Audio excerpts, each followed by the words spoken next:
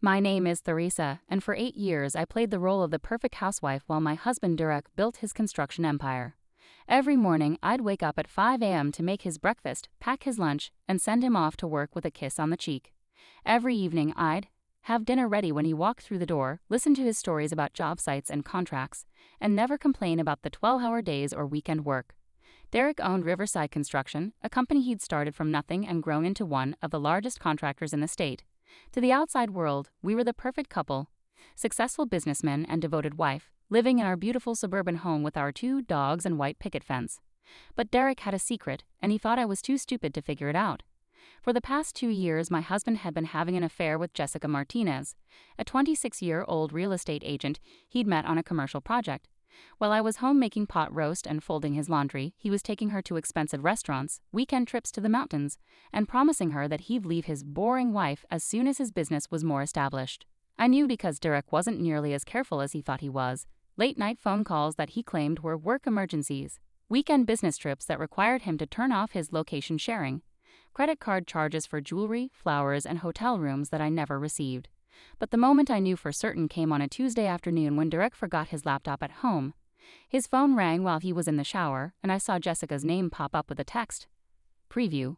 Can't wait for our weekend getaway. Have you told your boring wife yet? That's when I stopped being the obedient housewife and started being something Derek never expected, a strategist. You see, Derek assumed that because I stayed home, I was lazy and unambitious.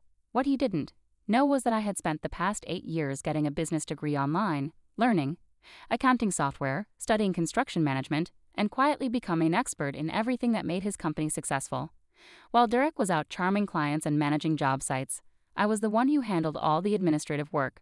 I processed invoices, managed payroll, maintained vendor relationships, and kept track of every financial detail of Riverside Construction. Derek took the credit, but I did the work. And now I was going to use that knowledge to destroy him.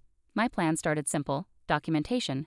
For 3 months, I carefully copied every file, every contract, every financial record, and every communication that showed how Derek's business actually operated. What I found was worse than just infidelity. I discovered a pattern of fraud that could bring down everything he'd built. Derek had been overbilling clients using substandard materials while charging for premium supplies and skimming money from employee paychecks. He was also involved in a bid rigging scheme with 2 other construction companies, artificially inflating prices on municipal contracts. But the most damaging discovery was his tax evasion. Derek had been underreporting income for years, hiding cash payments in offshore accounts, and claiming personal expenses as business deductions. The IRS audit that was coming would destroy him if they knew where to look. So I made sure they knew exactly where to look. While Derek was planning his romantic weekend with Jessica, I was meeting with federal investigators, tax attorneys, and whistleblower protection advocates. The boring housewife who did nothing but watch Netflix was building a case that would not only destroy Derek's business, but also send him to prison. But I wasn't done yet. Derek's affair wasn't just personal betrayal, it was also a business liability. Jessica Martinez wasn't just his mistress, she was also involved in his bid rating scheme, using her real estate connections to funnel confidential information about upcoming developments to Derek's company. Through my careful documentation, I discovered that Jessica had been sharing inside information from her real estate firm about which properties were going up for development, allowing Derek to submit winning bids with illegally obtained knowledge of his competitors' plans. This meant that not only was Derek cheating on me, but he was also committing federal crimes with his girlfriend. The beautiful part of my revenge was its timing. Derek had just landed the biggest contract in his company's history, a $50 million municipal project to build a new community center and sports complex. It was the deal that would set him up for life, and he was planning to celebrate by finally leaving me for Jessica. That's when I struck. On a Friday morning, while Derek was at the construction site celebrating his big win with his crew, federal agents raided both his office and our home. They seized computers, financial records, and boxes of documents, all the evidence I had carefully organized and provided to make their job easier. Derek called me from the construction site, panicked and confused. "Theresa, what's happening? The FBI is at the office, and they're asking about tax records and bid rigging. Do you know anything about this?" "I know everything about it, Derek," I said calmly. "Just like I know everything about Jessica Martinez and your 2-year affair." The line went silent. "You see," I continued, "while you thought I was just a boring housewife watching Netflix, I was actually watching you. I was documenting every illegal transaction, every fraudulent billing, every tax evasion scheme you've been running." Derek's voice was barely a whisper. "You can't do this." "I already did. The IRS has 7 years of corrected tax filings showing exactly how much you've stolen. The Department of Justice has evidence of your bid rating conspiracy. And the State Licensing Board has documentation of every building code violation and safety shortcut you've taken." But the real twist was yet to come.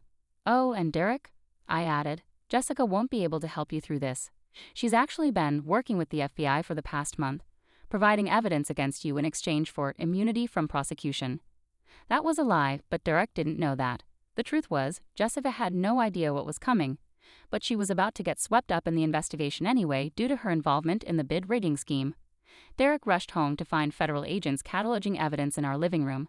His face went white when he saw me calmly serving coffee to the investigators, chatting with them like old friends. "Mrs. Patterson," Agent Williams said, "we really appreciate your cooperation in this investigation. Your documentation has been invaluable." Derek stared at me like he was seeing me for the first time. "Theresa, why?" I looked at my husband, this man who had shared my bed for 8 years while betraying me, with another woman who had built his success on my unpaid labor while calling me boring and worthless.